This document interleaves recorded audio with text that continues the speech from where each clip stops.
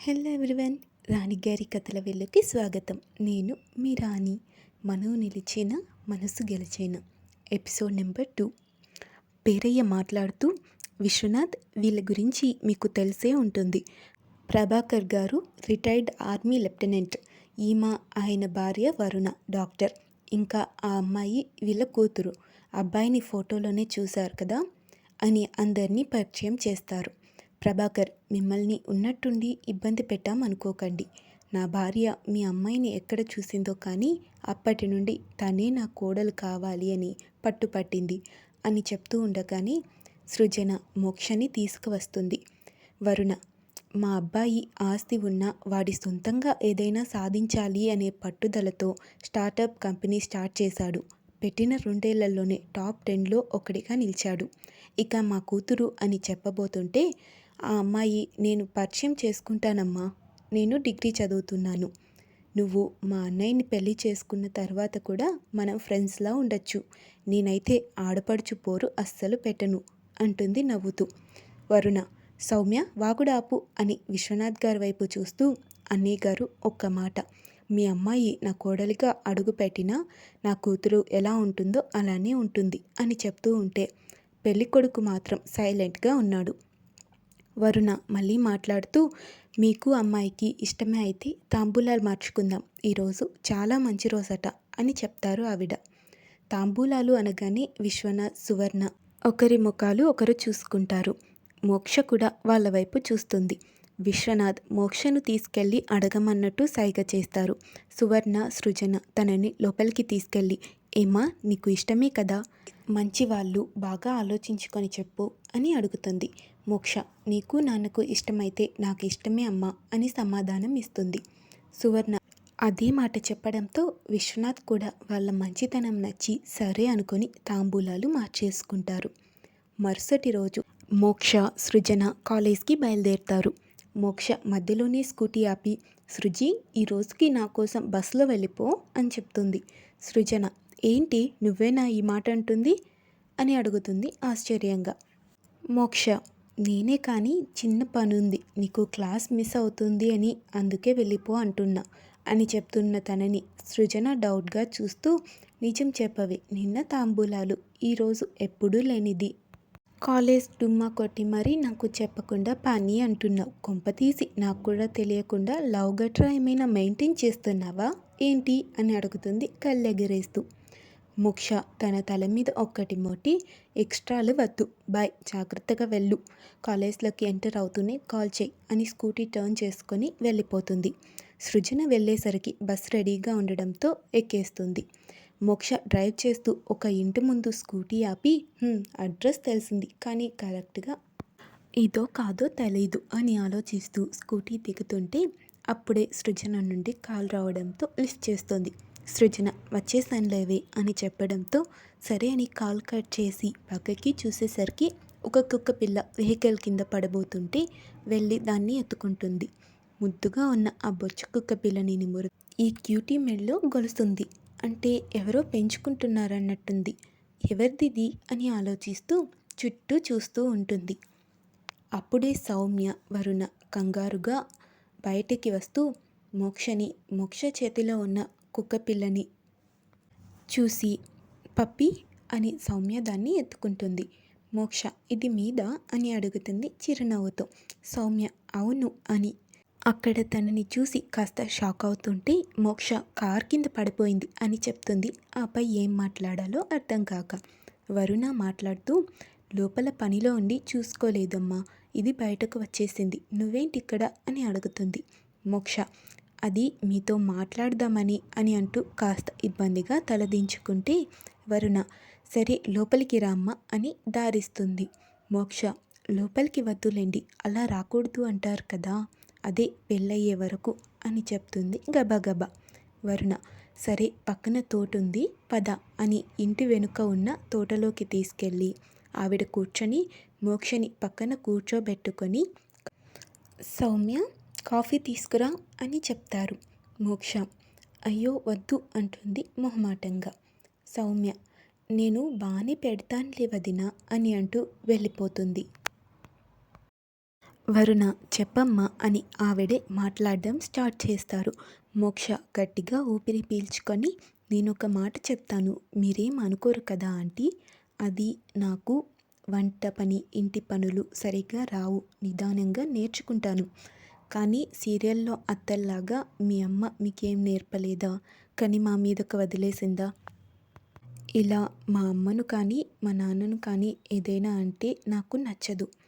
అలాగే మా ఫ్యామిలీ మరి కూటికి గతి లేకుండా లేదు, కానీ అలాగని మీ అంత రిచ్ కూడా కాదు.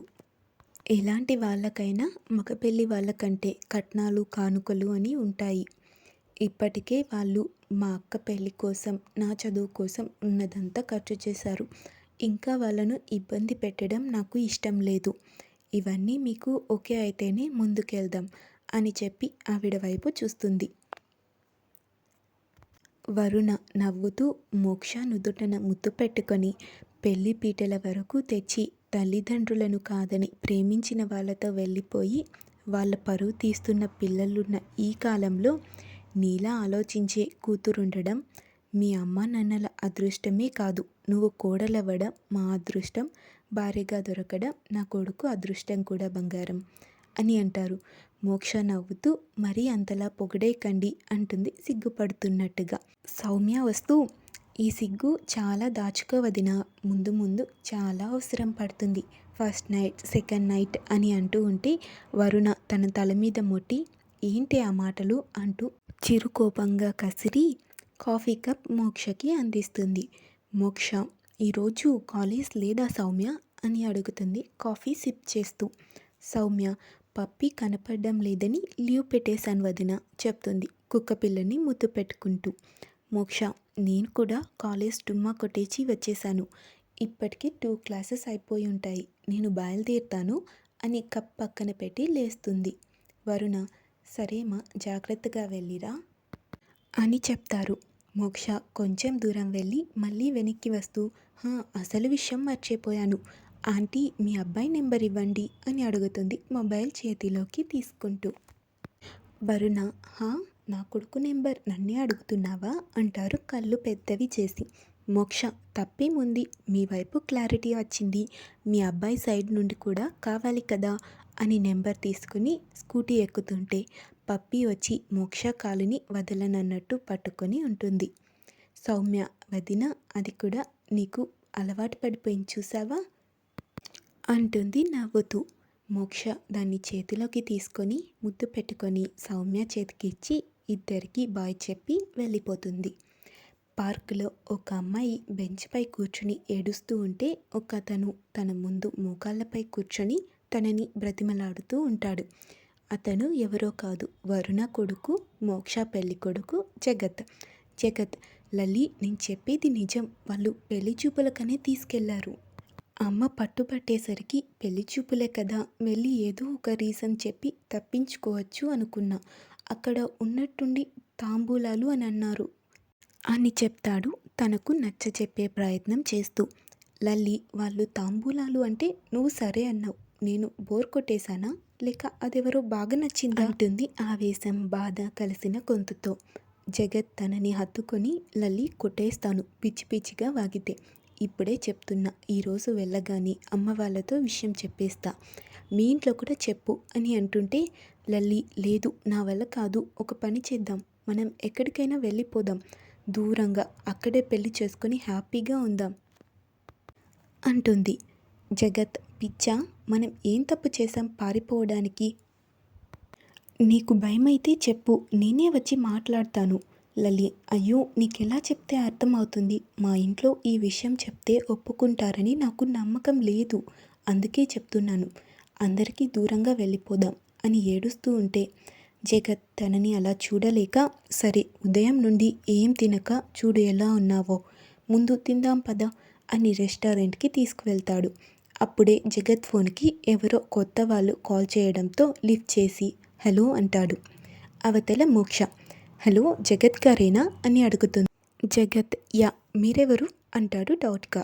మోక్ష నేను మోక్ష, నిన్న పెళ్లి చూపులకు వచ్చారు కదా, ఫ్రీగా ఉన్నారా, మీతో కొంచెం మాట్లాడాలి అని అడుగుతుంది. జగత్ పక్కనే ఉన్న లల్లిని చూసి వరుణ ముందే చెప్పింది మోక్ష కాల్ చేస్తే మాట్లాడమని. మళ్ళీ వాళ్ళకి చెప్తుందేమో అని చెప్పు అంటాడు. మోక్ష అదేనండి నిన్న అని చెప్తూ ఉంటే జగత్ మొబైల్ మ్యూట్లో పెట్టేసి ఆర్డర్ చెప్తాడు. అప్పుడే తినడం మొదలుపెట్టిన లల్లి ఫోన్ ఎవరు జగత్ అని అడుగుతుంది. జగత్ ఏదో ఆఫీస్ కాల్ అని ఫుడ్ వస్తే తనకు తినిపిస్తూ ఉంటాడు. మోక్ష నిన్న మీరు ఎందుకో డల్గా ఉన్నట్టు నాకు అనిపించింది. ఆఫీస్ టెన్షనా లేదంటే మీకు ఈ పెళ్ళి ఇష్టం లేదా? నాకు తెలియదు. ఈ కాలంలో లవ్ డేటింగ్ అనేవి కామన్ అయిపోయాయి. మీకు కూడా అలాంటివి ఏమైనా ఉండి ఉంటే నాతో పెళ్ళి ఇష్టం లేకుండా ఉంటే నాకు చెప్పేయండి. నేనేం తప్పుగా అనుకోను. ఇప్పుడు మీరు కరెక్ట్గా చెప్పకపోతే ఆ తర్వాత లైఫ్ లాంగ్ చాలా ప్రాబ్లమ్స్ ఫేస్ చేయాల్సి వస్తుంది. మా అమ్మ వాళ్ళు నా మాట కాదనరు. నేనే నాకు పెళ్ళి ఇష్టం లేదు అని చెప్పి క్యాన్సిల్ చేస్తాను చెప్పండి అని అడుగుతుంది. అవతలి నుండి ఎంతసేపటికి రెస్పాన్స్ లేకపోయేసరికి హలో హలో వింటున్నారా అని అంటూ ఉంటే లల్లి అప్పుడే వాష్రూమ్లోకి వెళ్తుంది. జగత్ ఫోన్ తీసి మ్యూట్ ఆఫ్ చేసి హా అంటాడు. మోక్ష అది మీకేదైనా ప్రాబ్లమా అంటుంది. అతను ఏం చెప్తాడా అని టెన్షన్ పడుతూనే జగత్ ఏ ప్రాబ్లం గురించి లేదని చెప్తే పోతుంది అని మనసులోనే అనుకొని నో నాకేం ప్రాబ్లం లేదు, కాస్త వర్క్ ఉంది ప్లీజ్ అంటాడు రిక్వెస్టింగ్గా.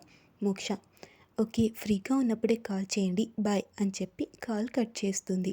జగత్ ఫోన్ పెట్టేసి లల్లి రావడంతో ఇద్దరూ కలిసి బయలుదేరుతారు. లల్లిని తన ఫ్లాట్ దగ్గర దింపేసి జగత్ వెళ్ళిపోతాడు. ముందు చాలా ఇంట్రెస్టింగ్గా ఉంటుందండి. మీరు లైక్ చేయడం, షేర్ చేయడం, సబ్స్క్రైబ్ చేయడం ద్వారా నా స్టోరీస్ ఇంకా చాలామందికి చేరుతుంది. నాకు కూడా సపోర్ట్ ఇచ్చిన వారు అవుతారు. సో ప్లీజ్ ఇక అందరికీ సెలవు. నెక్స్ట్ ఎపిసోడ్లో కలుద్దాం. Bye bye.